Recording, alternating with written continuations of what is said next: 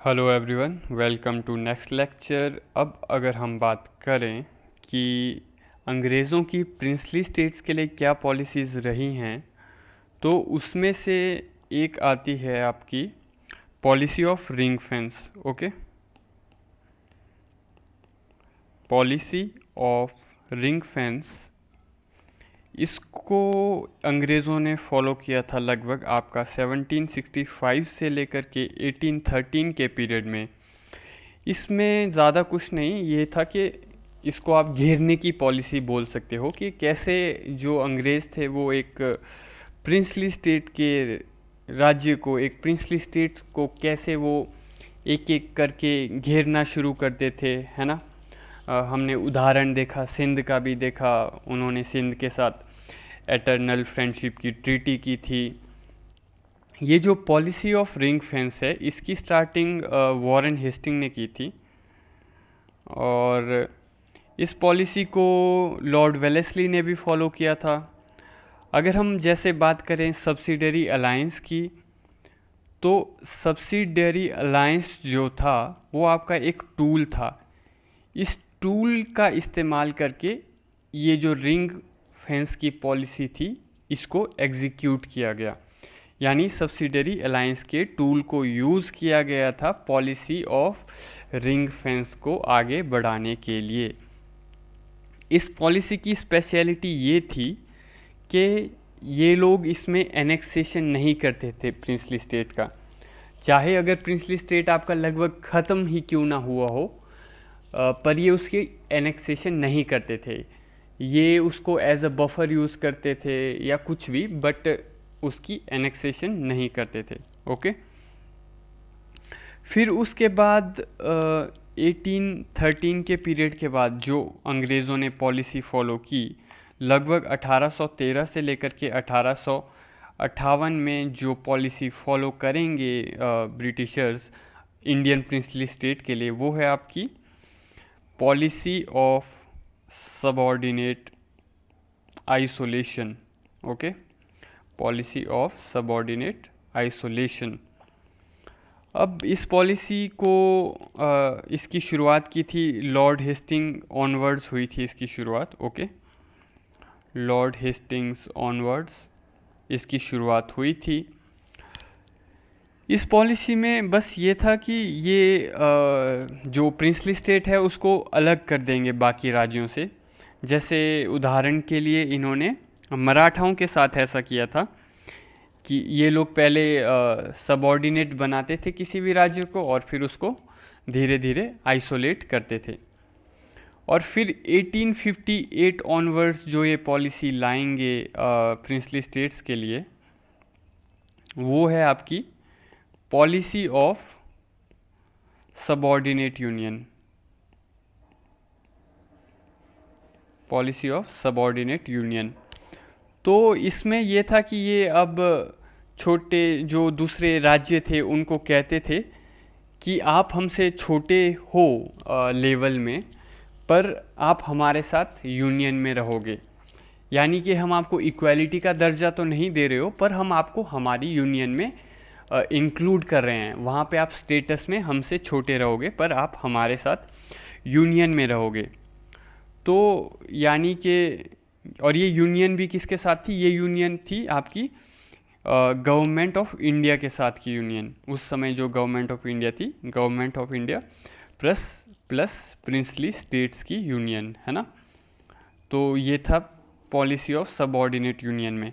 क्योंकि इस समय 1858 के बाद गवर्नमेंट ऑफ इंडिया, यानी कि हम ईस्ट इंडिया कंपनी की बात नहीं कर रहे, यहाँ पे हम ब्रिटिश क्राउन की बात कर रहे हैं सीधा सीधा। क्योंकि 1857 की क्रांति के बाद ब्रिटिश क्राउन ने टेक ओवर कर लिया था।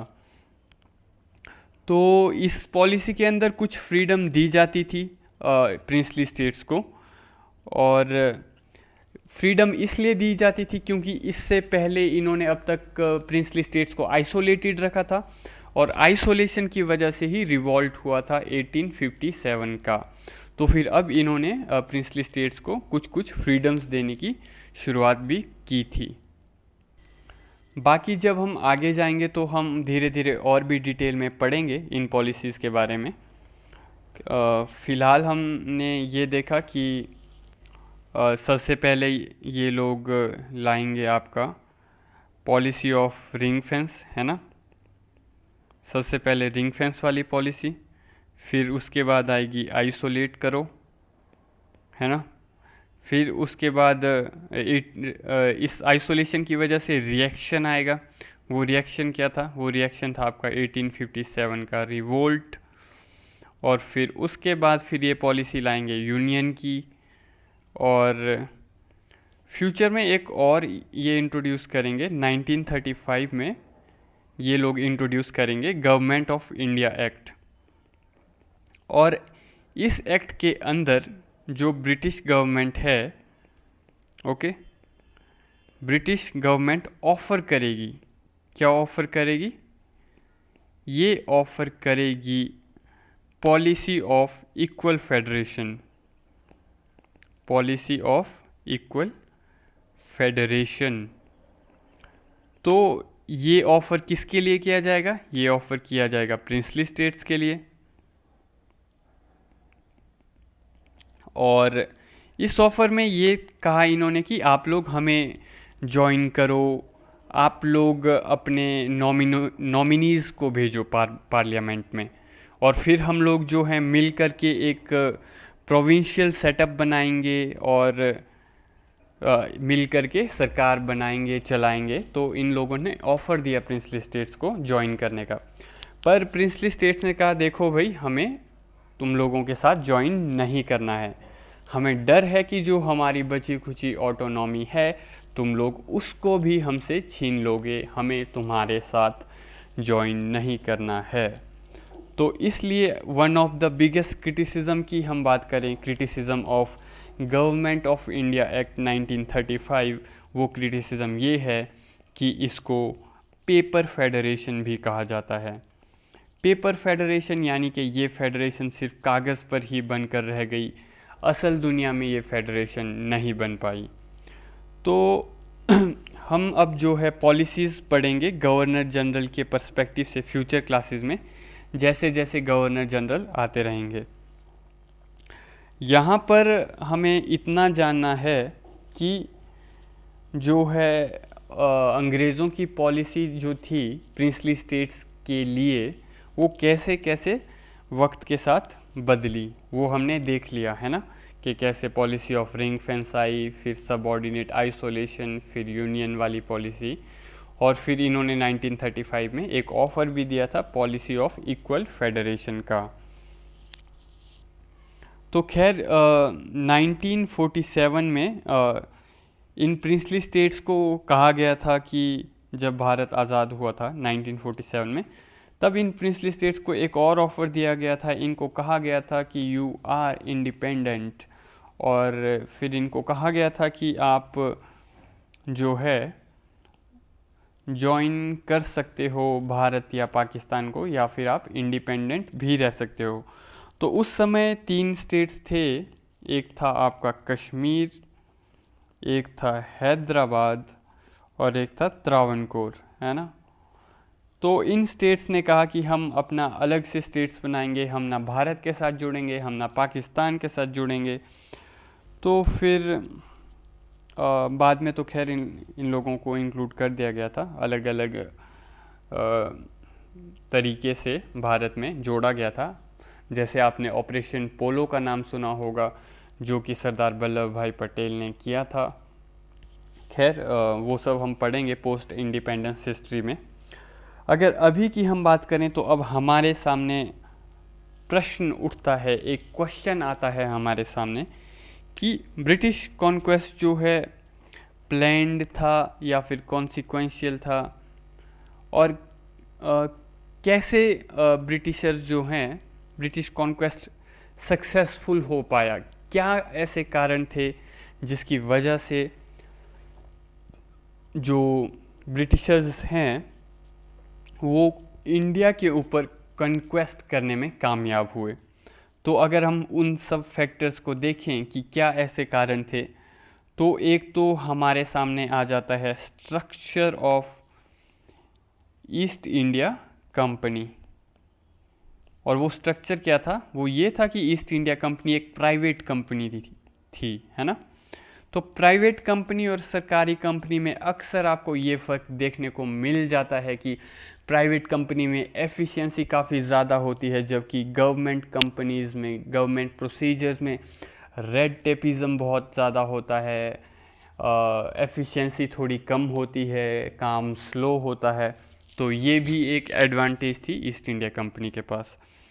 दूसरा हम देख सकते हैं कि जो ईस्ट इंडिया कंपनी थी आपकी, ये अमलगमेशन ऑफ मर्चेंट्स थी, मतलब बहुत सारे मर्चेंट्स ने मिल करके ये कंपनी बनाई थी। तो मर्चेंट्स ऑब्वियसली हमेशा अपने प्रॉफिट की ओर काफ़ी मोटिवेटेड रहते हैं कि कैसे हम ज़्यादा से ज़्यादा प्रॉफिट कमाएं। तो ये भी एक रीज़न था ईस्ट इंडिया कंपनी जिस वजह से इंडिया के ऊपर कॉन्क्वेस्ट कर पाई सक्सेसफुली। बाकी अगर हम इंडिपेंडेंस की बात करें तो ईस्ट इंडिया कंपनी को काम करने के लिए काफ़ी इंडिपेंडेंस अवेलेबल थी। इनके काम के अंदर ब्रिटिश गवर्नमेंट उतना ज़्यादा इन्फ्लुएंस या फिर हम कहें इंटरफेरेंस नहीं करती थी। एक और पॉइंट जो देखने को मिलता है वो था गिविंग प्लेटफॉर्म टू टैलेंट।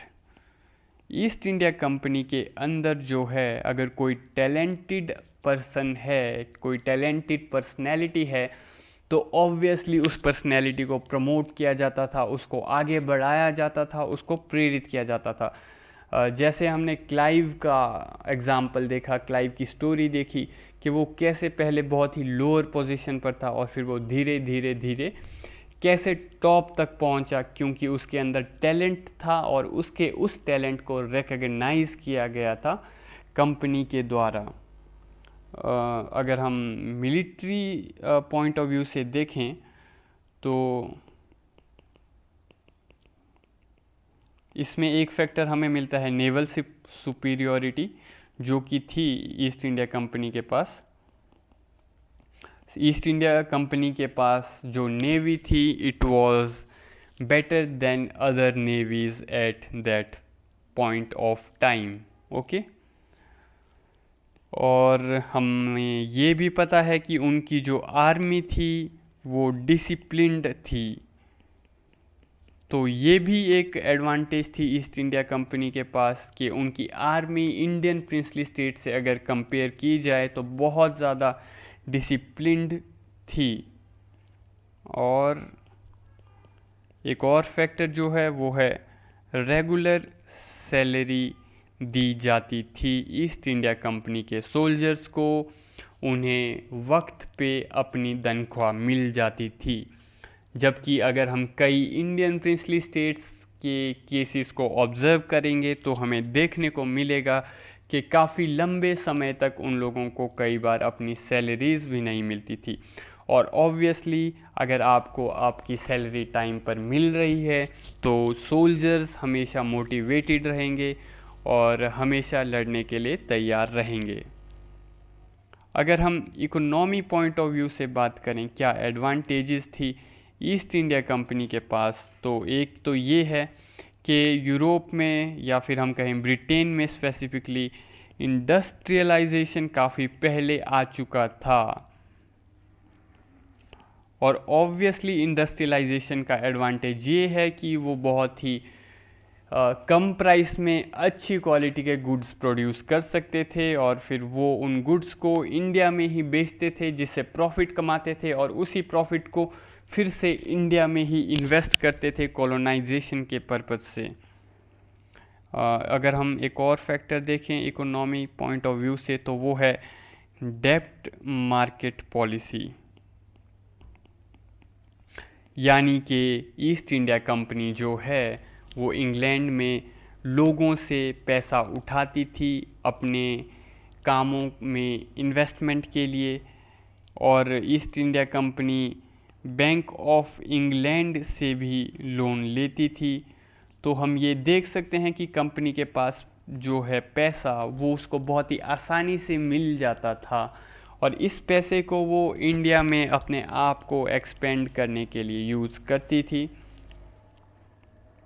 एक और पॉइंट ये हमें देखने को मिलता है कि lesser interference in social customs.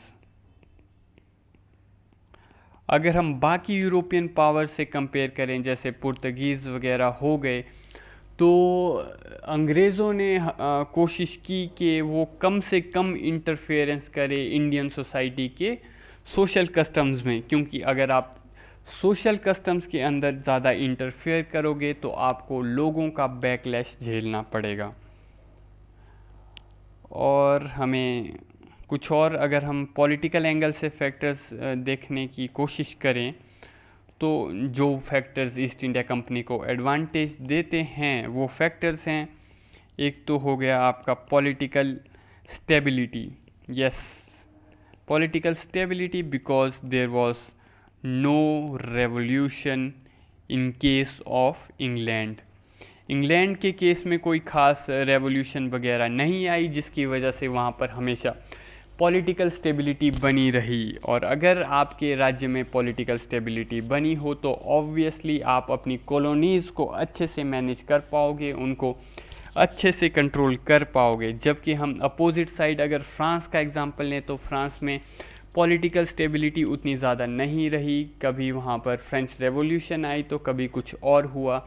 और जब मदर कंट्री ही खुद पॉलिटिकली स्टेबल ना हो तो वो अपनी कॉलोनीज़ में स्टेबिलिटी कैसे बना के रख सकती है, क्योंकि उनका पूरा अटेंशन और फोकस तो होम कंट्री में पॉलिटिकल स्टेबिलिटी लाने पर होगा। और अगर हम फैक्टर की बात करें तो हम कह सकते हैं पैट्रोनेज बाय द मोनार्क, यानी कि इंग्लैंड का जो मोनार्क था उनसे काफ़ी सपोर्ट मिला था ईस्ट इंडिया कंपनी को। एक और फैक्टर हमें जो दिखता है वो है nationalist pride. East India company के जितने भी मैक्सिमम अच्छे अच्छे ऑफिसर्स थे उनके अंदर नेशनलिस्ट प्राइड था, वो अपने देश के लिए लड़ना चाहते थे, वे अपनी रानी के प्रति समर्पित थे, दे were loyal toward there queen. तो हमें नेशनल प्राइड वाला एंगल भी देखने को मिल जाता है। तो ये थे मेजर फैक्टर्स जो हम बोल सकते हैं कि जिन्होंने मदद की toward the British conquest over India. तो अगर हम ये देखें कि अब ब्रिटिश कॉन्क्वेस्ट जो था वो कॉन्सिक्वेंशियल इवेंट के थ्रू हुआ या फिर वो प्लान्ड था। ओके, वॉज ब्रिटिश कॉन्क्वेस्ट कंसिक्वेंशियल और प्लान्ड? तो अगर हम ये देखें तो बाय 1784 लगभग 1784 तक इंग्लैंड की जो गवर्नमेंट थी वो ईस्ट इंडिया कंपनी के डिसीजन मेकिंग के अंदर इन्वॉल्व हो चुकी थी। हमें ये देखने को मिलेगा कि कैसे जो गवर्नमेंट है उसने गवर्नर जनरल्स की अपॉइंटमेंट करना शुरू कर दिया था। उसने कैसे गवर्नर जनरल्स की अपॉइंटमेंट में इंटरफेयर किया था, और इस इंटरफेरेंस की वजह से ऑब्वियसली अफेक्ट पड़ेगा आपका किस चीज़ पे अफेक्ट पड़ेगा?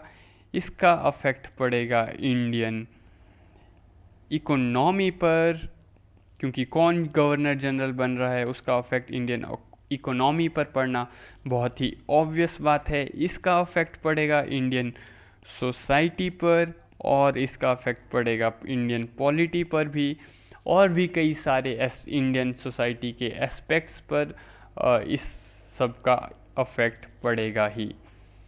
तो कैसे, अब हम देखेंगे कि कैसे कंपनी के एडमिनिस्ट्रेशन के अंदर सरकार घुसना शुरू हुई, कैसे गवर्नमेंट ने शुरुआत की कंपनी के एडमिनिस्ट्रेशन को टेक ओवर करने की। तो अगर हम अब ईस्ट इंडिया कंपनी की फॉर्मेशन को देखें जो कि हुई थी 1599 में।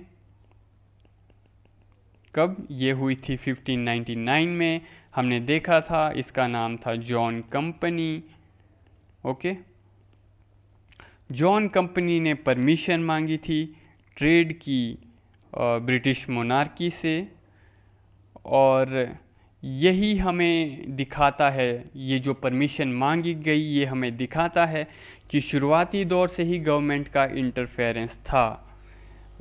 ये जो परमिशन थी ये मांगी गई थी about the reason of trade कि हम जो हैं वो केप ऑफ गुड होप के ईस्ट में ट्रेड करना चाहते हैं, इसके ईस्ट में हम ट्रेड करना चाहते हैं। और परमिशन जो है वो ट्रेड के रीजन के अलावा टाइम फैक्टर के रिगार्डिंग भी थी, जैसे कि शुरुआती दौर में कंपनी को 15 सालों का चार्टर दिया गया था, बाद में जिसको एक्सटेंड किया गया था। तो हम कह सकते हैं कि यहाँ पर सरकार ने ईस्ट इंडिया कंपनी के इंटरनल वर्किंग में तो नहीं पर ओवरऑल रेगुलेशन में हस्तक्षेप किया है, क्योंकि ट्रेड करने की परमिशन तो यहाँ पर ब्रिटिश गवर्नमेंट ही दे रही है। तो इसलिए हम कह सकते हैं कि शुरुआती दौर से ही हमें गवर्नमेंट इंटरफेरेंस देखने को मिलेगी। फिर उसके बाद हॉकिंस आया, है ना, वो उस कहानी हमने देखी थी कि हॉकिंस कैसे आया, उसने क्या क्या किया। फिर ईस्ट इंडिया कंपनी में जो है वो दो टाइप के शेयर होल्डर्स थे। ओके, शेयर होल्डर्स के जो दो टाइप थे, एक था कोर्ट ऑफ डायरेक्टर्स और दूसरा था कोर्ट ऑफ प्रोपराइटर्स। तो कोर्ट ऑफ डायरेक्टर्स ये वो लोग थे जिनके पास कंपनी के मैक्सिमम शेयर्स थे, काफ़ी ज़्यादा अमाउंट में शेयर्स थे। और कोर्ट ऑफ प्रोपराइटर्स में आती थी आपकी आम जनता, जिन्होंने ईस्ट इंडिया कंपनी में इन्वेस्ट तो किया था पर बहुत ज़्यादा नहीं, एक आम आदमी के लेवल से जितना नॉर्मली अमाउंट आप इन्वेस्ट करते हो उतना ही किया था। तो ये जो कोर्ट ऑफ डायरेक्टर्स थी ये आपकी डिसीजन मेकिंग बॉडी थी। ओके, डिसीजन मेकिंग बॉडी, या फिर हम इसको मेन बॉडी भी बोल सकते हैं। इसमें लगभग आपके 24 लोग थे, 24 पीपल उस समय पर। ओके, तो 1608 से लेकर के 1740 तक के पीरियड तक अब हम देखेंगे कि ईस्ट इंडिया कंपनी ठोकरें खाएगी, है ना। कब से कब तक? 1608 से लेकर के 1740 के पीरियड तक ईस्ट इंडिया कंपनी अलग अलग जगहों पर ठोकरें खा रही है। ओके, और इस समय इनके इस पीरियड में ट्रेड फुटप्रिंट्स तो काफ़ी थे पर पॉलिटिकल उतने ज़्यादा नहीं थे। ओके, गुड ट्रेड फुटप्रिंट्स इस समय पर, but not good political footprints. तो 1740 के पीरियड के बाद हम देखेंगे कि कंपनी जो है फ्रेंच को हराने के बाद पॉलिटिकली काफ़ी ज़्यादा पावरफुल होने लग जाएगी। फिर उसके बाद 1757 में ये प्लासी करेंगे, प्लासी में ये पहली बार एक नेटिव स्टेट को ओवर पावर करेंगे, और ये काफ़ी इम्पॉर्टेंट स्टेप था इन लोगों के लिए। और उस समय पर ईस्ट इंडिया कंपनी के भारत के अंदर 3 मेन सेंटर्स थे, एक था बॉम्बे, एक था मद्रास और एक था बंगाल। इनमें से हर एक रीजन का एक अपना गवर्नर होता था और उसका अपना काउंसिल भी होता था, और वो गवर्नर जो है वो अपनी जुरिस्डिक्शन के लिए फैसले लिया करता था। उस समय पर इन गवर्नर्स के पास 2 काम होते थे। 2 कामों में मेनली एक जो काम था वो था एक्सपेंड ट्रेड एंड कॉमर्स, और दूसरा जो काम था वो था पॉलिटिकल एक्सपेंशन का। तो पहले इन्होंने प्लासी किया, फिर उसके बाद बक्सर किया, और बक्सर करने तक इस समय तक कंपनी अब काफ़ी ज़्यादा पॉलिटिकली पावरफुल हो चुकी थी। फिर जो है उसके बाद बंगाल के अंदर ड्यूल गवर्नमेंट का जो सिस्टम था वो इंट्रोड्यूस किया जाएगा। उस समय पर रॉबर्ट क्लाइव था गवर्नर जनरल बंगाल का, और ये फिर एक पोजीशन क्रिएट करेगा डेप्यूटी नवाब की। डेप्यूटी नवाब की पोजीशन क्रिएट करेगा। ये कौन करेगा? Robert Clive. डेप्यूटी नवाब की पोजीशन क्रिएट करेगा ये। तो फिर बाद में कंपनी एडमिनिस्ट्रेशन में सवाल उठने लगे जब क्लाइव ने कंपनी को छोड़ के वो वापस इंग्लैंड गया था, तो क्लाइव अपने साथ बहुत ज़्यादा पैसा ले गया था। तो फिर कंपनी एडमिनिस्ट्रेशन में काफ़ी सवाल उठने लगे, कंपनी एडमिनिस्ट्रेशन के लिए काफ़ी सवाल उठने लगे, और इस वजह से हम देखेंगे कि ये सब जो भी स्टेप्स हो रहे थे ये हमें लेके जाएंगे towards one of the biggest scam of east India company in India. तो वो one of the biggest scam ये था कि 1765 ऑनवर्ड्स बक्सर के बाद बंगाल में ड्यूल गवर्नमेंट का सिस्टम शुरू होगा। ओके, और ड्यूल गवर्नमेंट में के सिस्टम में बहुत ज़्यादा करप्शन होगा। इस समय ड्यूल गवर्नमेंट में एक बंदा था जिसको अपॉइंट किया गया था एज ए डिप्यूटी गवर्नर, वो था मोहम्मद रेज़ा खां। एक और बंदा था जिनका नाम था राजा सिताब रॉय, और इनमें से एक डेप्यूटी नवाब ऑफ बंगाल था, और दूसरे को अपॉइंट किया गया था डेप्यूटी नवाब ऑफ बिहार। दोनों को टारगेट्स दिए जाते थे रेवेन्यू कलेक्शन के, और इस सब पूरे सिस्टम में हमें देखने को मिलेगा कि क्लाइव जो है बहुत ज़्यादा करप्शन करेगा, और बाकी ईस्ट इंडिया कंपनी के ऑफिशियल्स भी काफ़ी ज़्यादा करप्शन करेंगे। इस सब की वजह से कंपनी के जो लॉसेस थे वो बढ़ते जा रहे थे, और करप्शन चला जा रहा था। ऑफिशियल्स, ब्रिटिश ऑफिशियल जो करप्शन करते थे वो दो तरीके से करते थे। एक तो रेवेन्यू कलेक्शन में काफ़ी ज़्यादा करते थे करप्शन, और दूसरा वो प्राइवेट ट्रेड किया करते थे, और उस प्राइवेट ट्रेड में काफ़ी करप्शन करते थे। तो बाय 1772 हम देखेंगे कि कंपनी के लॉसेस काफ़ी ज़्यादा बढ़ जाएंगे। ओके, और लॉसेस बढ़ेंगे तो ऑब्वियसली फिर कंपनी के ऊपर प्रेशर पड़ना शुरू हो जाएगा बाहर से। कंपनी के ऊपर लॉसेस इनके इतने ज़्यादा बढ़ गए कि कंपनी पे इतना ज़्यादा प्रेशर आ गया कि उनको ब्रिटेन में डेब्ट मार्केट से पैसा लेने के बारे में सोचना पड़ा सरवाइव करने के लिए। तो नॉर्मली डेब्ट मार्केट में इन्वेस्ट कौन करता था? इसमें इन्वेस्ट करते थे कॉमन मैन करता था, और बैंक्स भी किया करते थे। और ऑल्सो हम ये देखेंगे कि 1760s के स्टार्टिंग में कंपनी ने ब्रिटेन की सरकार को प्रॉमिस किया हुआ था कि हम आप लोगों को डिविडेंड देंगे, जबकि दूसरी तरफ अब यहाँ पर सिचुएशन ऐसी थी कि वो कंपनी जो एक समय पर काफ़ी ज़्यादा प्रॉफिट कमाती थी वो अब अचानक से उसके बैलेंस शीट में लॉसेस आने लगे। तो यहाँ पर सिचुएशन बदल चुकी थी।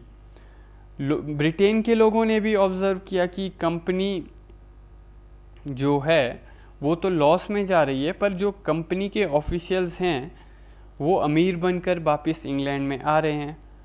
तो ये क्वेश्चन पैदा हुआ कि ये कॉन्ट्राडिक्शन किस वजह से है कि कंपनी तो लॉस में जा रही है पर कंपनी के जो ऑफिशियल्स है वो अमीर बनते जा रहे हैं। तो इस तरह से काफ़ी ज़्यादा करप्शन चल रहा था ईस्ट इंडिया कंपनी के अंदर। तो इस समय पर अब क्या था कि एक तो कंपनी के पास आपकी पॉलिटिकल पावर आ चुकी थी, है ना, पॉलिटिकल पावर आ चुकी थी। तो पॉलिटिकल पावर की वजह से ये रेवेन्यू कलेक्ट करते थे, और इस रेवेन्यू कलेक्शन में ही ये करप्शन किया करते थे। यहाँ पर रेवेन्यू के लिए इन्होंने इजारेदारी सिस्टम चलाया हुआ था। ओके, इजारेदारी सिस्टम हम पढ़ चुके हैं क्या था। इसमें कॉन्ट्रैक्टर्स को अपॉइंट किया जाता था और इजारेदारी सिस्टम को आपका अंग्रेज़ों ने बंगाल से ही उठाया था और बंगाल ने इसको लेटर मुगल से कॉपी किया था। It was the later Mughals who adopted और we can say invented this system of इजारेदारी, क्योंकि उस समय पर उनके वहाँ ऑब्वियसली पैसा कम था कलेक्ट करने के लिए। उनके आदमी कलेक्ट करने जाते थे तो उनकी पिटाई भी हो जाती थी। तो उन्होंने डिसाइड किया था कि हम किसी को कॉन्ट्रैक्ट देंगे जो कि हमें रेवेन्यू कलेक्ट करके देगा। तो बाकी प्राइवेट ट्रेड में भी कंपनी ऑफिशियल्स काफ़ी ज़्यादा करप्शन किया करते थे। ऑफिशियल्स जो है सरकारी चीज़ें बेच दिया कर देते थे प्राइवेट ट्रेड के नाम पे। अगर हम एक एग्जांपल के तौर पे देखें, सपोज़ एक पब्लिक डिस्ट्रीब्यूशन की शॉप है भारत के अंदर, वहाँ पर 2 किलो अनाज आया हुआ है, सरकार ने दिया हुआ है लोगों में बांटने के लिए, पर आप उसको प्राइवेटली अलग से ही बेच रहे हो और बाद में सरकार को कह रहे हो कि वो तो अनाज जो था वो चूहे खा गए, है ना। तो इस टाइप से ही कंपनी के ऑफिशियल्स भी प्राइवेट ट्रेड किया करते थे। तो बाकी एक और तरीके से करप्शन जो किया करते थे वो ये था कि कंपनी के ऑफिशियल्स लोगों को प्लंडर करके गिफ्ट्स वगैरह लिया करते थे। तो ये सब जो रीजंस थे ये हमें दर्शाते हैं कि उस समय ड्रेन ऑफ वेल्थ हो रहा था बंगाल से इंग्लैंड की तरफ। ड्रेन ऑफ वेल्थ तो वैसे पूरे इंडिया से ही हो रहा था, पर फिलहाल हम बंगाल का स्पेसिफिक एग्जांपल जो ले रहे हैं, बंगाल से जो इंग्लैंड को पैसा जा रहा था, क्योंकि ये वही पैसा है जो अब जिसके थ्रू वो इंडिया को अब जीतेंगे पूरी तरह से। बंगाल से कमाए हुए पैसे से ही वो पूरे भारत को जीतेंगे। कंपनी जो है ऑलमोस्ट बैंकरप्ट हो चुकी थी। हमने देखा कि ब्रिटिश गवर्नमेंट भी शॉक में थी कि एक वो कंपनी जो हमें डिविडेंड दिया करती थी, जो प्रॉफिट में रहा करती थी, अब वो लॉस में कैसे है। और अगर कंपनी लॉस में है तो कंपनी के ये जो ऑफिशियल्स है ये अमीर बन करके कैसे आ रहे हैं वापस इंग्लैंड भारत से।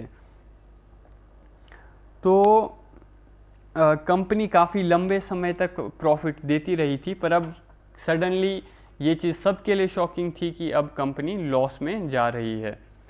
तो ब्रिटिश पार्लियामेंट के अंदर जो लोग बैठे हुए थे वो ये सब देख रहे थे। तो बाय 1770 ईस्ट इंडिया कंपनी के लॉसेस बहुत ज़्यादा बढ़ गए।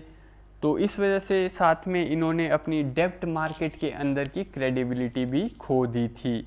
इस वजह से जो बैंक हैं या फिर इंग्लैंड के लोग हैं उनको अब कंपनी के ऊपर ट्रस्ट नहीं था, तो इसलिए वो अब कंपनी को पैसा नहीं दे रहे थे। तो कंपनी के पास अब सरवाइव करने के लिए एक ही ऑप्शन था, वो ऑप्शन ये था कि ये जा कर के सरकार से मदद मांगे। नॉर्मली जो है सरकारें वो प्राइवेट कंपनी की मदद नहीं करती हैं, पर यहाँ पर हमें एक सिम्बायोटिक रिलेशन देखने को मिलता है शुरुआती दौर से ही। क्योंकि जैसे क्या गवर्नमेंट जो है उसको रिसोर्सेज मिल रहे थे, कंपनी से पैसा मिल रहा था, तो सरकार नहीं चाहती थी ये चीज़ें ख़त्म हो जाएं। सरकार चाहती थी कि इन्हें पैसा मिलता रहे। सरकार को पता था कि अगर कंपनी बंद हो जाएगी या कंपनी फेल हो जाएगी तो भारत की पूरी जो कॉलोनी है वो इनके हाथ से निकल जाएगी। तो यहाँ पर एक तरह से हम देख सकते हैं कि डबल कोइंसिडेंस ऑफ वांट्स था। दोनों कंपनी और सरकार दोनों ही चाहते थे कि जो ये कंपनी है वो सरवाइव करे। कंपनी ने सरकार से 1 मिलियन पाउंड मांगे और फिर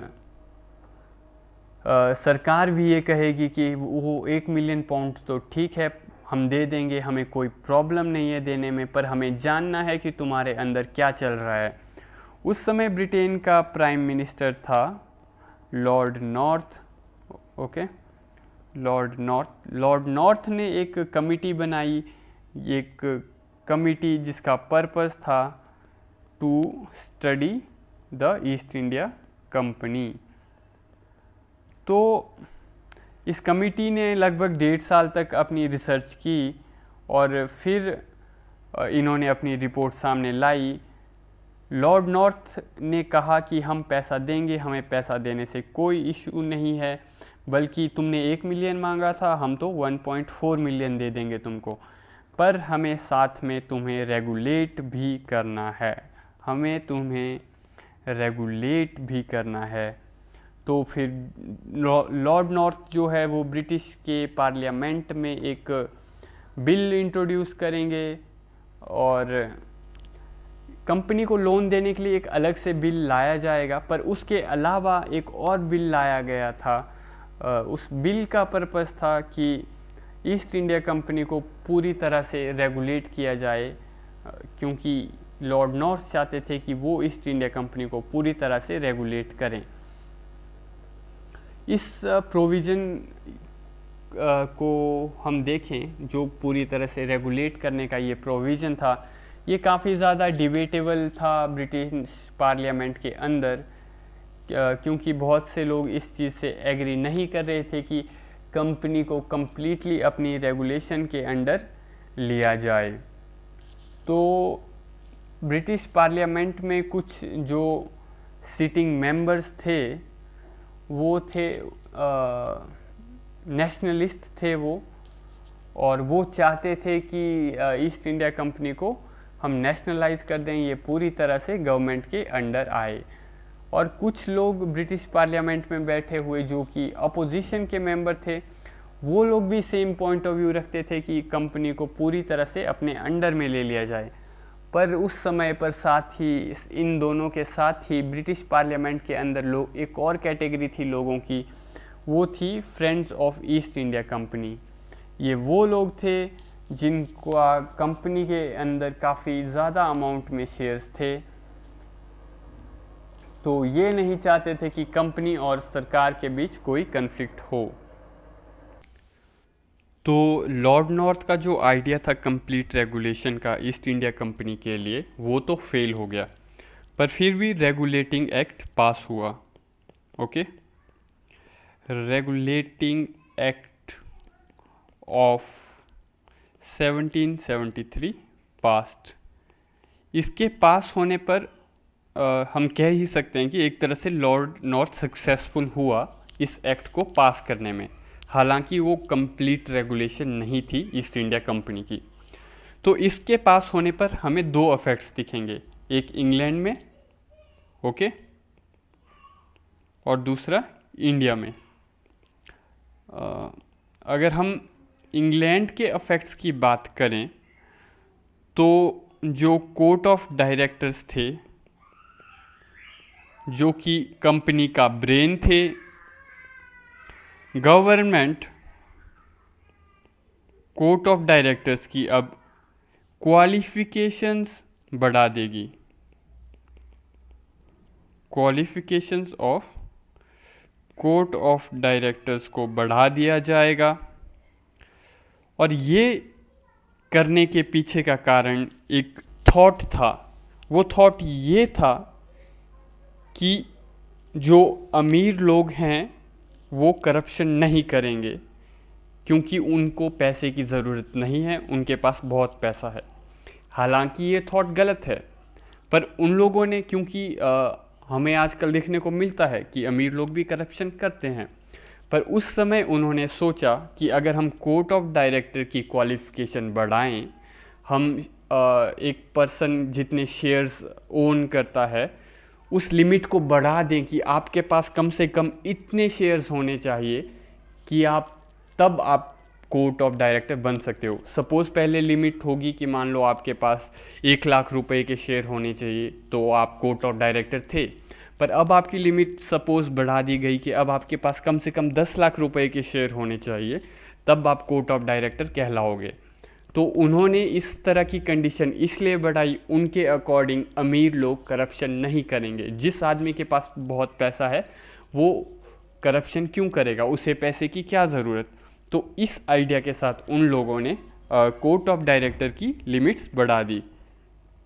तो इनका मानना ये था कि ऊपर वाले क्लीन होंगे तो ऑब्वियसली नीचे भी प्रेशर आएगा। अगर ऊपर के ऑफिशियल्स क्लीन है, करप्ट नहीं है, तो नीचे वाले ऑफिशियल्स भी करप्शन नहीं कर पाएंगे। और एक और चीज़ डिसाइड की गई कि कोर्ट ऑफ डायरेक्टर को जो है उनके डॉक्यूमेंट्स को शो करना पड़ेगा गवर्नमेंट को। गवर्नमेंट किस टाइप के डॉक्यूमेंट शो करने पड़ेंगे उनको? एक इकोनॉमिक डॉक्यूमेंट्स और दूसरे पॉलिटिकल डॉक्यूमेंट्स। ये उन्हें गवर्नमेंट को शो करने पड़ेंगे।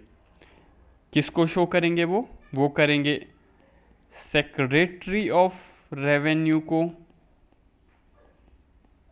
इसको इकोनॉमिक डॉक्यूमेंट शो करेंगे, प्लस पॉलिटिकल डॉक्यूमेंट्स जो हैं वो करेंगे शो सेक्रेटरी ऑफ मतलब जो भी इंग्लैंड का पॉलिटिकल सेक्रेटरी होगा, है ना, उसको शो कर देंगे।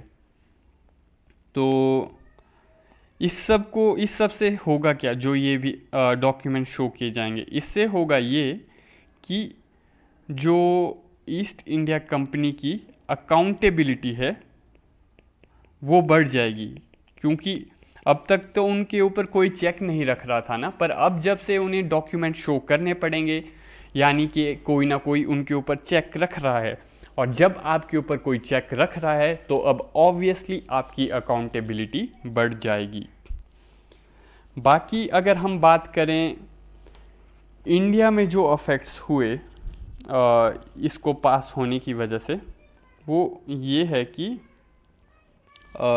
इंडिया में उन्होंने देखा कि जो करप्शन था वो करप्शन हो रहा था रेवेन्यू के अंदर, प्राइवेट रेड के थ्रू भी हो रहा था, और साथ ही साथ गिफ्ट्स ले रहे थे कंपनी ऑफिशियल्स प्लंडर करके। तो जो ऑर्गेनाइजेशन के ऊपर कोई भी ऑर्गेनाइजेशन जो है जो आपस में लड़ रही हो, उसके आपस में लड़ने का रीज़न ये है कि ऊपर से कोई चेक नहीं रख रहा। जैसा कि हमने देखा कि गवर्नर्स जो थे, बंगाल के गवर्नर का मद्रास के गवर्नर से नहीं बनती थी, किसी की बॉम्बे के गवर्नर से नहीं बनती थी, तो इनकी आपस में ही इन फाइटिंग चली हुई थी, और इस सब का रीज़न था कि कोई भी ऊपर चेक रखने वाला नहीं था। तो सरकार ने सोचा, ब्रिटेन की सरकार ने सोचा ये सब इसलिए हो रहा है क्योंकि यहाँ पर कोई भी सेंट्रल अथॉरिटी नहीं है। तो उन्होंने अब क्या किया कि जो 3 काउंसिल्स थे ईस्ट इंडिया कंपनी के, जो कि एक बंगाल में था, एक मद्रास में था और एक आपका बॉम्बे में था, हर एक काउंसिल का अपना गवर्नर था। तो सरकार के अकॉर्डिंग ये सब इसलिए हो रहा था क्योंकि इन तीनों के ऊपर कोई भी पर्टिकुलर पोजीशन नहीं है, ये किसी एक पावर के लिए अकाउंटेबल नहीं है। तो गवर्नमेंट ने प्लान किया कि अब से कलकत्ता के गवर्नर को कलकत्ता का जो गवर्नर है उसको बोला जाएगा गवर्नर जनरल। गवर्नर जनरल बोला जाएगा इसको। और गवर्नमेंट ने प्लान किया कि गवर्नमेंट ने कहा कि अब से गवर्नर जनरल के पास, बंगाल वाला जो है, जो अब गवर्नर से गवर्नर जनरल बना, उसके पास सुपरवाइजिंग अथॉरिटी होगी over the states of Bombay and Madras in the time of peace and war. यानी कि गवर्नर जनरल जो ये बंगाल का है, गवर्नर जनरल ऑफ बंगाल, इसके पास अथॉरिटी होगी over the governors of Bombay and Madras, and that too in the time of peace and war. Peace and war मतलब यानी कि हर टाइम, या तो किसी टाइम आपका पीस है या तो किसी टाइम आपकी वॉर है। तो यानी पीस और वॉर में आपके ऊपर अथॉरिटी है, यानी कि ओवरऑल हर time governor general of Bengal की अथॉरिटी रहेगी over the governors of Bombay and Madras. Okay. तो पर साथ में सरकार ने ऐसा किया, ब्रिटेन की सरकार ने, कि जो गवर्नर जनरल बनाया गया बंगाल का, उसके काउंसिल के पुराने मेंबर्स को हटा दिया गया।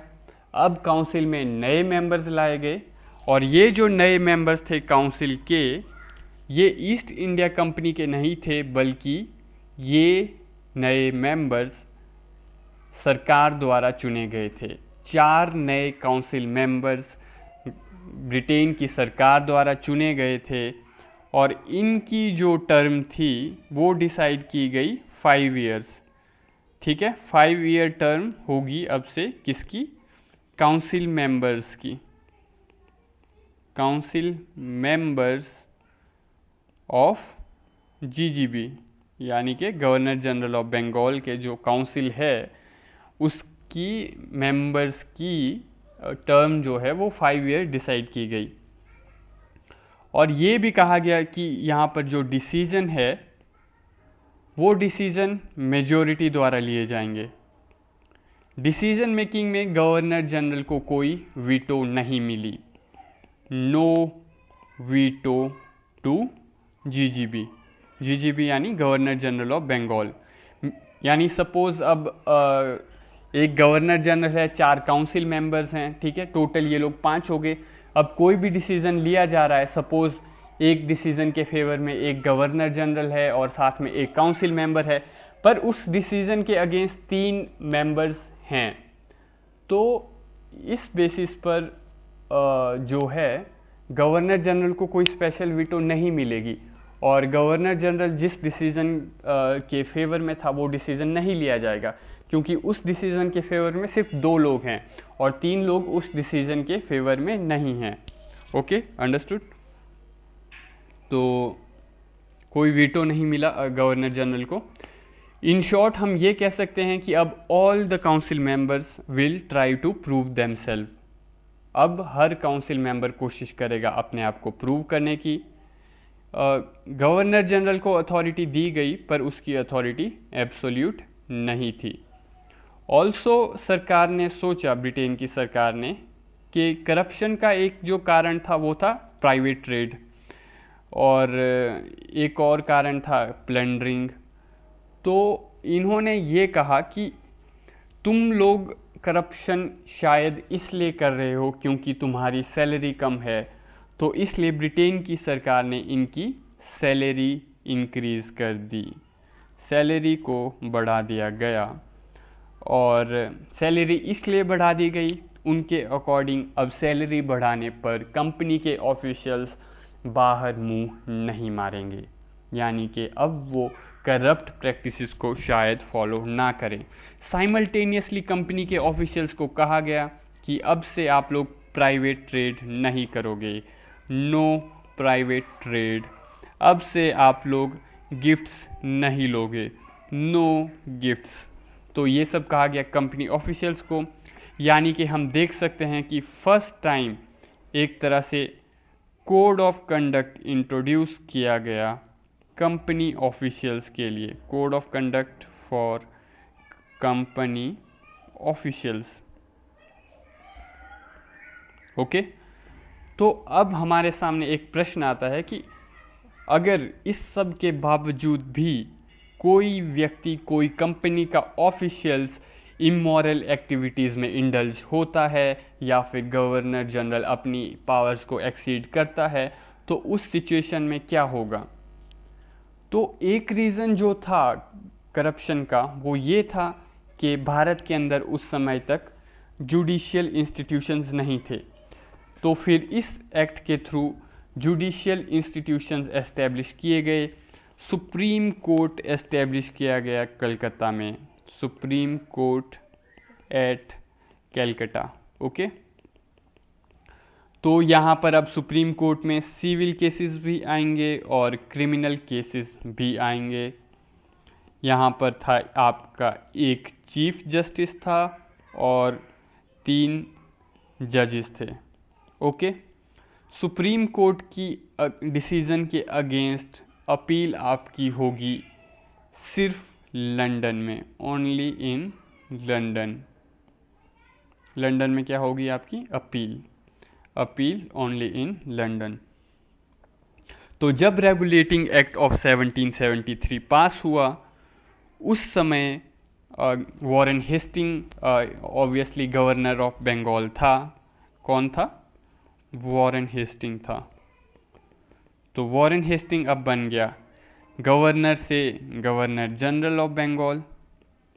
तो ऑब्वियसली इसके माइंड में तो अब आएगा ही कि मैं तो साहब बन गया। तो अब आपको अगर रेगुलेटिंग एक्ट ऑफ 1773 के अफेक्ट्स देखने हैं, इसके इम्पैक्ट्स देखने हैं, तो अब आपको नोटिस करने पड़ेंगे वॉरेन हेस्टिंग के एक्शंस। वॉरेन हेस्टिंग के एक्शंस हमें बताएंगे कि why the regulating act failed. हमें इसके एक्शंस देखकर पता चलेगा कि क्यों रेगुलेटिंग एक्ट फेल होगा। तो वॉरेन हेस्टिंग भारत में पहले से ही लगभग बैटल ऑफ बक्सर के टाइम से था। वो काउंसिल मेंबर था वेंसिटार्ट का उस समय पर। तो जब क्लाइव को अथॉरिटी दी जाती है, क्लाइव गवर्नर जनरल बनता है और वो चला जाता है। सॉरी, क्लाइव गवर्नर बनता है, क्लाइव गवर्नर जनरल नहीं बनता। क्लाइव जब गवर्नर बनता है बंगाल का, फिर उसके बाद चला जाता है। उसके कुछ समय बाद गवर्नर जनरल ऑफ बंगाल बनेगा वॉरेन हेस्टिंग। पहले वो गवर्नर था, गवर्नर ऑफ बंगाल। फिर 1773 में रेगुलेटिंग एक्ट पास होगा, फिर वो बनेगा रेगुलेटिंग एक्ट पास होने के बाद गवर्नर जनरल ऑफ बंगाल। फिर 1773 से लगभग 85 तक, 1785 तक ये आपका गवर्नर जनरल ऑफ बंगाल रहेगा। कौन रहेगा? Warren Hasting. ओके,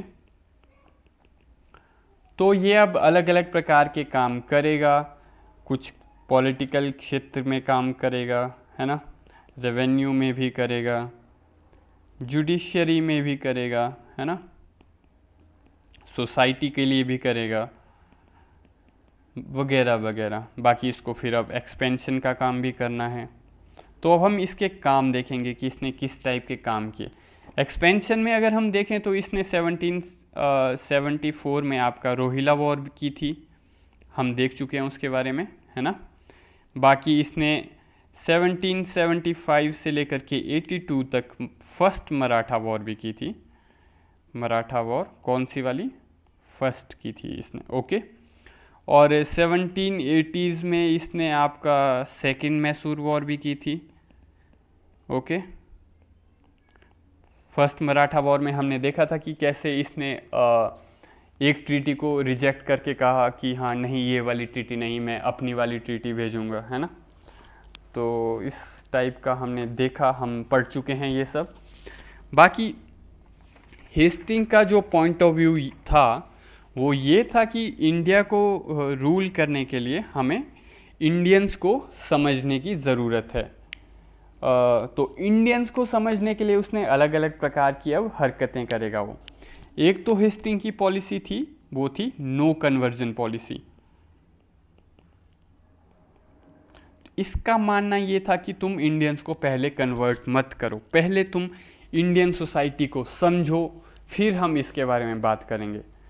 तो फिर इंडियन सोसाइटी को समझने के लिए ये फॉरेन स्कॉलर्स को बुलाना शुरू करेगा। ओके, ये अलग अलग फॉरेन स्कॉलर्स को बुलाएगा। किस लिए? रिसर्च करने के लिए। क्या रिसर्च करने के लिए?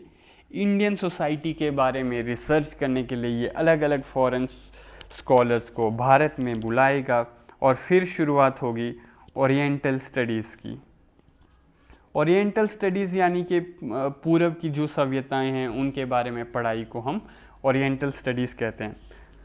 तो अलग अलग स्कॉलर्स आएंगे, है ना, फिर ऑथर्स आएंगे, रिसर्चर्स आएंगे, फिर 2-4 संस्कृत की किताबें पढ़ेंगे वो, और इनको पढ़कर वो क्लेम करेंगे कि हम इंडियन सोसाइटी के बारे में जानते हैं, इंडियन सोसाइटी ऐसी थी, इंडियन सोसाइटी वैसी थी, हम इंडियन सोसाइटी को सुधारने आए हैं। इनमें से ज़्यादातर बायस्ड नेचर के थे, क्योंकि बायस्ड वो इसलिए थे क्योंकि वो लोग लेजिटिमाइज करना चाहते थे। क्या लेजिटिमाइज करना चाहते थे? वो लोग लेजिटिमाइज करना चाहते थे their rule over India. That's why they were biased. They wanted to legitimise their rule over India. तो हेस्टिंग साथ में एक मदरसे की स्थापना भी करता है कलकत्ता में। Okay, just keep this fact in mind. कहाँ पे करेगा? कलकत्ता में ये एक मदरसे की स्थापना करेगा वॉरेन हेस्टिंग। और एक स्कॉलर को बुलाएगा ये, जिसका नाम था जॉनथन डंकन। और ये जो जॉनथन डंकन है, ये वाराणसी में करेगा स्थापना किसकी? संस्कृत कॉलेज की। ये जॉनथन डंकन संस्कृत कॉलेज की स्थापना करेगा वाराणसी के अंदर। तो ये सब शुरुआती दौर है जिसके थ्रू वॉरेन हेस्टिंग और ये सब स्कॉलर्स जो हैं वो इंडिया के बारे में जानने की कोशिश करेंगे। फिर एक और व्यक्ति आया था जिसका नाम था विलियम जोन्स। ये जो विलियम जोन्स है, ये एस्टेब्लिश करेगा या स्थापना करेगा एशियाटिक सोसाइटी ऑफ बंगाल की। तो ये जो एशियाटिक सोसाइटी ऑफ बंगाल थी, इसमें हिस्टोरिकल स्टडीज़ होती थी इंडियन कल्चर के बारे में, इंडियन लैंग्वेज के बारे में, एक्सेट्रा एक्सेट्रा। ओके, तो यही जो विलियम जोन्स है, ये कहेगा संस्कृत और लैटिन जो हैं ये एक ही भाषा से आए हैं। ये कहेगा दैट्स हाउ मदर बिकेम मातृ एंड ब्रदर बिकेम भ्राता। ओके, तो ये सब ये कहेगा कि ये सब हमने आपको सिखाया है, लैटिन और संस्कृत एक ही भाषा से आए हैं, तो हम सब एक हैं। और यहीं से आर्यन इन्वेजन की स्टोरी जो है वो प्रपोज करने की शुरुआत होगी। हालांकि आज की डेट में आर्यन इन्वेजन थ्योरी को बस्ट किया जा चुका है। इट्स नो मोर रेलिवेंट और वी कैन से करेक्ट। आप इसके बारे में और पढ़ सकते हो डिटेल में। खैर, तो ये वो पीरियड था जब इंडियंस के बारे में पढ़ाई की जाने की शुरुआत होती है, इंडियंस को जानने की कोशिश होती है ताकि इंडियंस को कन्क्वर किया जा सके। वॉरेन हेस्टिंग का मानना था कि तुम इनके ऊपर सीधे मत चढ़ जाओ, इनका ओवरनाइट कन्वर्जन मत करो, इनको एंग्लिसाइज डायरेक्टली मत करो, पहले तुम इनके बारे में जानो और उसके बाद अगले स्टेप्स लो। वॉरेन हेस्टिंग ने ट्रेडिशनल कस्टम्स और प्रैक्टिसेस को कोडिफाई किया और इस कोडिफिकेशन को कहा गया जेंटू लॉ बुक। ओके, क्या था ये Gentoo law book? It was codification of Indian traditional customs and practices। Okay, इनकी कोडिफिकेशन थी जो भी ये जेंटू लॉ बुक थी। जैसे कि फॉर एग्जांपल धर्मशास्त्र में हमारे मनुस्मृति हो गया, याज्ञवल्क्य की स्मृति भी हो गई, वगैरह वगैरह। तो इन सब को कोडिफाई करके इसने जेंटू लॉ बुक क्रिएट करवाई थी। पर एंशियंट इंडिया में भी इन सब को ज़्यादा स्ट्रिक्टली फॉलो किया नहीं जाता था वैसे, अगर मनुस्मृति वगैरह की बात करें हम। क्योंकि पहली बात तो इन्होंने ऑलरेडी बहुत सारी मिस इंटरप्रिटेशन की इन बुक्स से, है ना।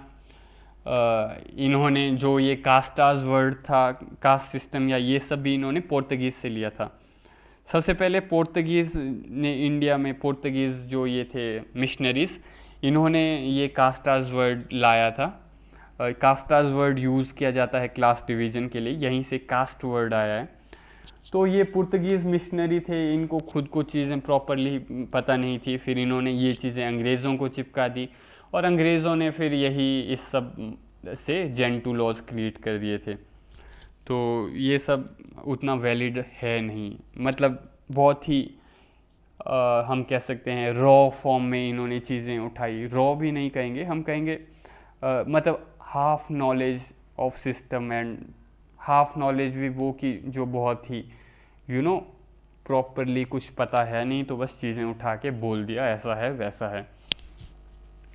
तो इसके बारे में मैं सजेस्ट करूँगा, ये एग्ज़ाम पर्सपेक्टिव से नहीं है, पर कभी आप फ्री में अगर आपको रीडिंग का शौक़ है तो एक बुक है इंडिया दैट इज़ भारत, काफ़ी अच्छी बुक है, आप इसको पढ़ सकते हो। इसके ऑथर है जे साईं दीपक, ये सुप्रीम कोर्ट में लॉयर हैं। काफ़ी अच्छी और वेल रिसर्च बुक है ये, आप इसको पढ़ सकते हो अगर आपको रीडिंग का शौक़ है। पर मैं इसको एग्ज़ाम पॉइंट ऑफ व्यू से पढ़ने के लिए नहीं कह रहा हूँ, बस इसलिए अगर किसी को रीडिंग का शौक़ हो तो फ्री टाइम में वो इसको पढ़ सकता है। बाकी फिर जैसे ये मनुस्मृति वगैरह में या ये लोग कहते हैं कि ऐसा कहा जाता है कि वुमन को घर से बाहर नहीं जाने देते थे इंडियन सोसाइटी में, और यहाँ पर आपको दूसरी जगह देखने को इंडियन फीमेल रूलर्स मिल जाती हैं, है ना, वुमन रूलर्स मिल जाती हैं आपको देखने को। तो ऑब्वियसली अनफैक्चुअल बातें ये बहुत ज़्यादा कहेंगे इंडियन सोसाइटी के बारे में। तो ये सब इसलिए किया जाएगा इनका क्योंकि इसका पॉइंट ऑफ व्यू था कि इंडियंस को गवर्न करना है तो इनके अपने कस्टम से इन्हें गवर्न करना है, ये मानना था वॉरेन हेस्टिंग का। इसका मानना था कि we should not superimpose anything because इन्हें डर था कि अगर हम चीज़ों को सुपर इम्पोज करेंगे तो हमें लोगों की रेजिस्टेंस झेलनी पड़ सकती है। और वैसे वॉरेन हेस्टिंग के टाइम तक ऑलरेडी रेजिस्टेंस दिखना शुरू हो भी गई थी, क्योंकि वॉरेन हेस्टिंग के टाइम में ही सन्यासी रिवोल्ट भी हुआ था। सन्यासी रिवोल्ट वॉरेन हेस्टिंग के टाइम में ही हुआ था। तो सन्यासी रिवोल्ट ने ईस्ट इंडिया कंपनी की कमर तोड़ दी थी। ये आपका लगभग 1780s और 1770s के टाइम पीरियड के अराउंड हुआ है, इनके बीच में हुआ है। और ये जो सन्यासी रिवोल्ट था ये मिक्सचर था कल्चर, पॉलिटी, इकोनॉमी और जो भी एक्सपेरिमेंट्स कंडक्ट किए गए वॉरेन हेस्टिंग द्वारा, इन सब का के मिक्सचर का रिजल्ट था सन्यासी रिवोल्ट। सन्यासी रिवोल्ट में भी हमें वुमन पार्टिसिपेशन काफ़ी देखने को मिलेगी, है ना। सन्यासी रिवोल्ट में अगर हम देखें तो जैसे भवानी पाठक थे, मूसा शाह थे, फिर देवी चौधरानी थी, है ना। तो देवी चौधरानी ने तो और भी वुमेन्स को मोटिवेट किया और कहा कि तुम लोग पार्टिसिपेट करो, ज्वाइन करो। तो यहाँ पे भी हमें वुमेन पार्टिसिपेशन देखने को मिलती है। खैर ये सब हम डिटेल में बाद में पढ़ेंगे। तो वॉरेन हेस्टिंग ने सोसाइटी को ज़्यादा टच नहीं किया, पर इसने हाँ गवर्नेंस सिस्टम को काफ़ी टच किया। जब ये गवर्नर जनरल ऑफ बंगाल बना, इसका अपना काउंसिल भी था, और इसने अब सोचा कि अब बंगाल के अंदर ड्यूल गवर्नमेंट की ज़रूरत नहीं है, इस सब को बंद किया जाना चाहिए, अब डेप्यूटी नवाब की कोई भी ज़रूरत नहीं है। इसका मानना था कि वो तो क्लाइव करप्ट था, उसको करप्शन करने के लिए चाहिए था, इसलिए उसने ड्यूल गवर्नमेंट का सिस्टम इंट्रोड्यूस किया था। तो इसने ये बंद कर दिया ड्यूल गवर्नमेंट का सिस्टम। ओके। तो रेवेन्यू के लिए वॉरेन हेस्टिंग क्रिएट करेगा board of revenue. Board of revenue इसको क्रिएट करेगा वॉरेन हेस्टिंग एट कैलकाटा में बनाएगा इसको। तो वो बोर्ड ऑफ रेवेन्यू को टारगेट्स दिए जाते थे।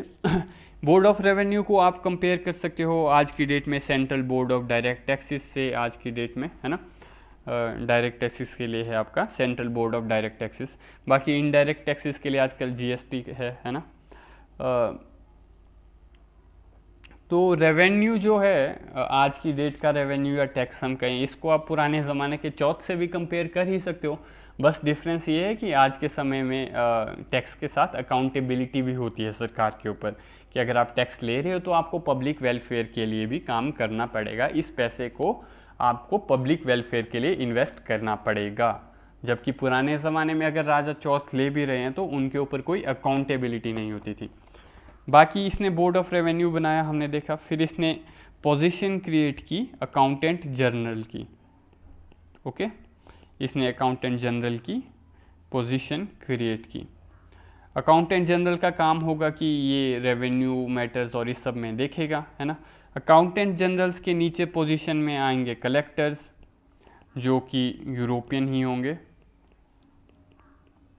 और कलेक्टर्स के नीचे आएगा हमारा इजारेदारी सिस्टम। इजारेदारी सिस्टम यानी कि यहाँ पर कॉन्ट्रैक्टर्स मनी कलेक्ट करेंगे।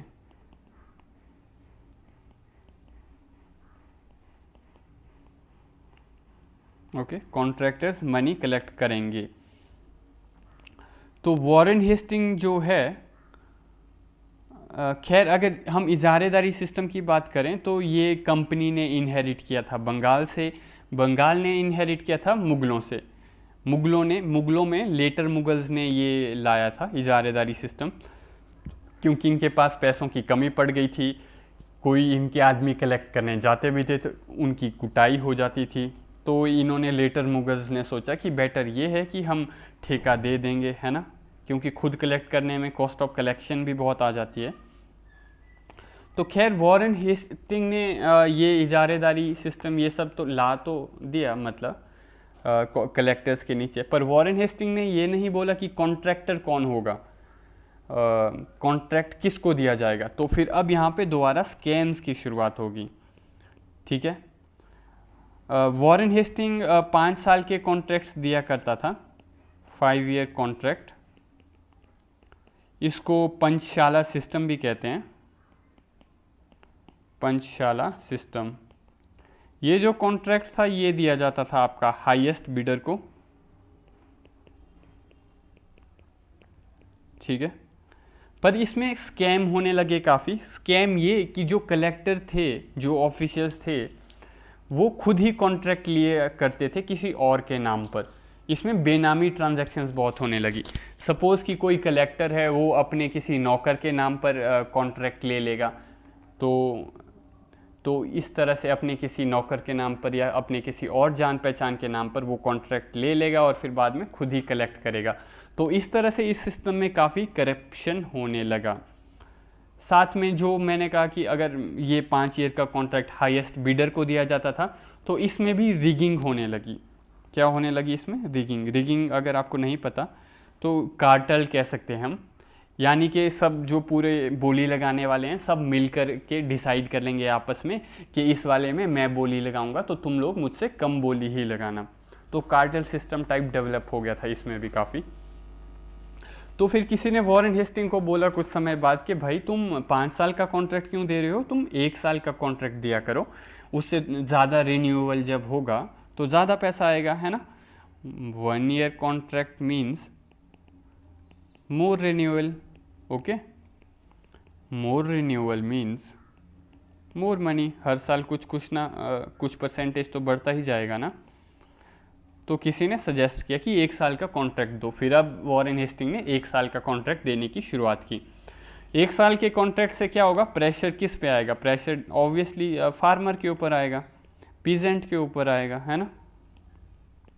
फार्मर के ऊपर प्रेशर आएगा और पीजेंट के ऊपर आएगा, क्योंकि जो कॉन्ट्रैक्टर है वो तो 1 साल के अंदर अपना पूरा पैसा निकालने की कोशिश करेगा ना, क्योंकि उसको पता है मेरे पास तो 1 साल का टाइम ही है, मैं जितना निकाल सकता हूँ उतना निकालूंगा। तो इस वजह से अब ज़्यादा किसानों का शोषण बढ़ेगा। जो इजारेदार है वो 1 साल में ज़्यादा से ज़्यादा पैसा निकालेगा कॉन्ट्रैक्ट ख़त्म होने से पहले। बाकी वॉरेन हेस्टिंग ने जुडिशियल रिफॉर्म्स भी किए थे। वॉरेन हेस्टिंग ने अपने under law and order system लाने की कोशिश की। पहले क्या होता था, पहले जो है वो ज़मींदार के अंडर थे कोर्ट्स, है ना। Zamindar use to have courts under them in village. कहाँ पे? विलेज में ज़मींदार के अंडर होते थे कोर्ट्स।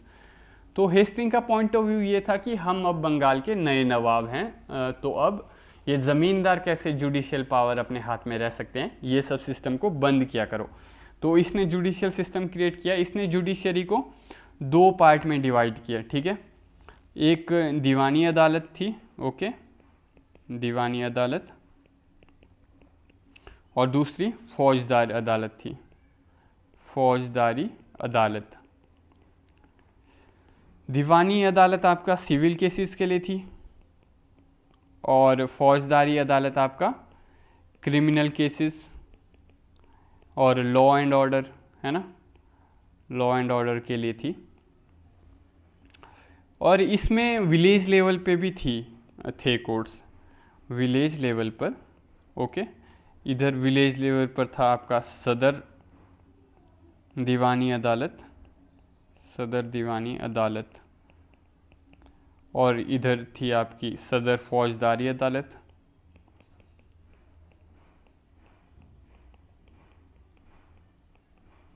तो कंप्लीट हायरार्की थी इसमें भी। इसमें डिस्ट्रिक्ट लेवल पर पहले इधर आपका कलेक्टर होगा इन कोर्ट्स के ऊपर, है ना, और कलेक्टर के भी ऊपर हो था गवर्नर जनरल। तो और इन अदालतों में क्या चलता था, सिस्टम क्या चलेगा, जेंटू लॉज का, जो कोडिफाई किए गए थे वॉरेन हेस्टिंग द्वारा, है ना, जेंटू लॉज। तो जेंटू लॉज मतलब कि जैसे सपोज हिंदू को हम हिंदू के कस्टम्स के अकॉर्डिंग ही गवर्न करेंगे। तो इस सब के बैकग्राउंड में आ गया आपका रेगुलेटिंग एक्ट ऑफ 1773, और फिर जब रेगुलेटिंग एक्ट आया 1773 का, फिर उसने तो सुप्रीम कोर्ट को एस्टेब्लिश कर दिया। फिर सुप्रीम बोला गया कि सुप्रीम कोर्ट सबसे ऊपर होगा, है ना, और ये इंडियंस को भी रेगुलेट करेगा और कंपनी ऑफिशियल्स को भी रेगुलेट करेगा। तो अब हेस्टिंग का पॉइंट ऑफ व्यू था कि अब मैं क्या करूं, मतलब कि अब तो सुप्रीम कोर्ट आ गया। तो हेस्टिंग ने कहा कि अच्छा तो ऐसी बात है, तो सरकार ने तो हमें कंट्रोल करने के लिए सुप्रीम कोर्ट बनाया है ना, पर सरकार ने ये थोड़ी कहा कि चीफ जस्टिस कौन होगा। तो वॉरेन हेस्टिंग ने कहा कि मैं चीफ जस्टिस को अपॉइंट करूंगा, क्योंकि चीफ जस्टिस के बारे में तो इस एक्ट में कुछ भी नहीं कहा गया। तो हेस्टिंग ने अपने दोस्त को चीफ जस्टिस बनाया, इसका नाम था सर इम्फे एलिजा, है ना, इनको इसने वॉरेन हेस्टिंग ने चीफ जस्टिस बनाया। और इस तरह से जो लंदन में सरकार थी, उन्हें पता चला कि ऐसा हो रहा है सिस्टम, चीज़ें आउट ऑफ कंट्रोल जा रही हैं। और साथ में वॉरेन हेस्टिंग पर उस समय करप्शन के आरोप भी लगना शुरू हो गए थे इजारेदारी सिस्टम की वजह से। एक विसल ब्लोअर था जिसका नाम था राजा नंद कुमार, राजा नंद कुमार। ये एक छोटा ज़मींदार था, ठीक है, स्मॉल ज़मींदार। तो राजा नंद कुमार ने वॉरेन हेस्टिंग के ऊपर करप्शन के आरोप लगाए थे, पर जुडिशियरी तो हेस्टिंग के हाथ में ही थी, वॉरेन हेस्टिंग के हाथ में। तो उसने जुडिशियल ऑर्डर निकलवाए नंद कुमार की एग्जीक्यूशन के, और इस तरह से नंद कुमार को रास्ते से हटा दिया गया। तो जिस तरह से हेस्टिंग काम कर रहा था अपनी गवर्नर जनरल ऑफ बंगाल की पोजीशन पर, इसके जो काउंसिल के 4 मेंबर्स थे वो भी इसके अगेंस्ट थे। ये कहते थे कि तुम पैसा कलेक्ट कर रहे हो, हमें तो कुछ मिलता नहीं है। इसके काउंसिल में एक बंदा था जिसका नाम था फ्रांसिस, ये काफ़ी अगेंस्ट था वॉरेन हेस्टिंग के। इसने प्लान किया हुआ था कि मैं वॉरेन हेस्टिंग को हमेशा अपोज करूंगा, मैं इसके कामों के बारे में गवर्नमेंट को इन्फॉर्म करूंगा। तो हेस्टिंग को ये रियलाइजेशन हुई, अगर चारों के चारों मेरे अगेंस्ट रहेंगे तो ये मेरे लिए काफ़ी बड़ा चैलेंज हो जाएगा। तो हेस्टिंग ने यहाँ पर भी डिवाइड एंड रूल किया। उसने 2 लोगों को अपने काउंसिल में, 2 लोगों को अपने फेवर में ले लिया, उनको पैसा दे करके। तो हम देख सकते हैं क्लियरली कि जिस इंटेंशन के साथ सरकार ने ये रेगुलेटिंग एक्ट लाया था, जिस इंटेंशन के साथ ये काउंसिल क्रिएट किया था, वो सब बिल्कुल भी नहीं हो रहा था। तो हेस्टिंग के ऊपर काफ़ी ज़्यादा एलिगेशंस थी, और फिर हेस्टिंग ने मराठा वॉर भी की, और उसने मराठा वॉर को बहुत लंबा खींचा। इसने पहले ट्रीटी ऑफ सूरत एक्सेप्ट ही नहीं की, इसने उसकी जगह अपनी तरफ से ट्रीटी ऑफ पुरंदर भेजी, है ना। तो काफ़ी लंबा खींचा था हेस्टिंग ने इस वॉर को। इनफैक्ट हेस्टिंग बॉम्बे और मद्रास जो था उनके गवर्नर्स को, बॉम्बे और मद्रास के गवर्नर्स को कभी कंट्रोल ही नहीं कर पाया, क्योंकि वो कहते थे चल चल कल तक तो तू हमारे साथ ही होता था, आज बड़ा हीरो बन रहा है ना। तो सुप्रीम कोर्ट को लेकर संघर्ष हो रही है, सुप्रीम कोर्ट के जुरिस्डिक्शन को लेकर संघर्ष हो रही है। जब इसने इम्फे को अपॉइंट किया था एज चीफ जस्टिस, तो उस समय इस चीज़ को भी बोर्ड ऑफ डायरेक्टर ने अपोज किया था इंग्लैंड में, है ना। तो काफ़ी ज़्यादा कन्फ्लिक्ट चल रहे थे, और यहाँ पर क्लैरिटी ऑफ पावर भी नहीं थी, बहुत ज़्यादा डिस्क्रिशन था। और जब डिस्क्रिशन बहुत ज़्यादा होता है और क्लैरिटी की कमी होती है, तो करप्शन भी ऑटोमेटिकली बहुत ज़्यादा हो जाता है। तो रेगुलेटिंग एक्ट का जो इंटेंशन था कि करप्शन कम हो, वो फेल हो गया। रेगुलेटिंग एक्ट का जो एम था कि प्रॉपरली डिसिप्लिन्ड रहे गवर्नर जनरल ऑफ बंगाल, उसके काउंसिल्स के अकॉर्डिंग मिल के डिसीजन लिया जाए, और गवर्नर ऑफ जनरल बंगाल है जो वो बॉम्बे और मद्रास को भी कंट्रोल करे, तो ये सब प्रॉपरली हो नहीं पा रहा था। ईस्ट इंडिया कंपनी कंट्रोल में नहीं आ पा रही थी, ना ही गवर्नर जनरल ऑफ जो बंगाल था वो बॉम्बे और मद्रास को कंट्रोल कर पा रहा था। तो ब्रिटेन की जो सरकार थी उसको समझ आ गया कि हमने गलत बंदे को सत्ता दे दी है, अब हम इस वॉरेन हेस्टिंग को कंट्रोल नहीं कर पा रहे हैं।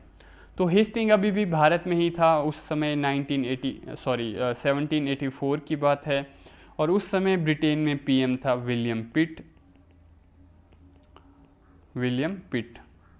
तो ये जो विलियम पिट है ये एक और कमेटी बिठाएगा अपनी लीडरशिप में, और फिर लाया जाएगा पिट्स इंडिया एक्ट ऑफ 1784। और इस एक्ट में कहा गया कि आज के बाद इंग्लैंड और इंडिया दोनों ही जगह ईस्ट इंडिया कंपनी को सरकार यानी ब्रिटेन की सरकार के अंडर रहना पड़ेगा। इंग्लैंड में कहा गया कि जो कोर्ट ऑफ डायरेक्टर है अब से वो सिर्फ कॉमर्शियल फंक्शंस ही करेगी, और जो पॉलिटिकल फंक्शंस है उसके लिए हम एक और बॉडी बनाएंगे, उसको नाम दिया जाएगा बोर्ड ऑफ कंट्रोल। तो बोर्ड ऑफ कंट्रोल अब से पॉलिटिकल फंक्शंस करेगी, यानी कोर्ट ऑफ डायरेक्टर की पॉलिटिकल फंक्शंस की पावर को छीन लिया गया और ये पावर दी गई एक नई बॉडी को जिसको नाम दिया गया बोर्ड ऑफ कंट्रोल। और साथ में इंडिया के अंदर गवर्नर जनरल ऑफ बंगाल को कहा गया कि अब से आप पार्लियामेंट के अंडर हो, you are subordinate to the British parliament. Okay. और आज के बाद अगर आपको कोई भी ट्रीटी करनी है, कोई भी वॉर करनी है, तो आपको परमिशन लेनी पड़ेगी हमसे ये सब करने से पहले। और अब से गवर्नर जनरल ऑफ बंगाल को क्लियर अथॉरिटी दी गई over the governors of Bombay and Madras. अब कहा गया कि तुम्हारे पास क्लियर अथॉरिटी है बॉम्बे और मद्रास के ऊपर, पर तुम अब से हमारे सेवक हो चुके हो। तो इस सब के बाद हेस्टिंग ने कहा कि मुझे तुम्हारी ये बातें समझ नहीं आती, मुझे ये सब नहीं चाहिए, मैं रिज़ाइन कर रहा हूँ। Hasting resigned. इसने कहा कि तुम्हारा कानून मेरे पल्ले ना पड़े, मैं तो जा रहा हूँ। आज के लिए इतना ही, बाकी अब हम नेक्स्ट लेक्चर में देखेंगे। Thank you very much. Please like the video.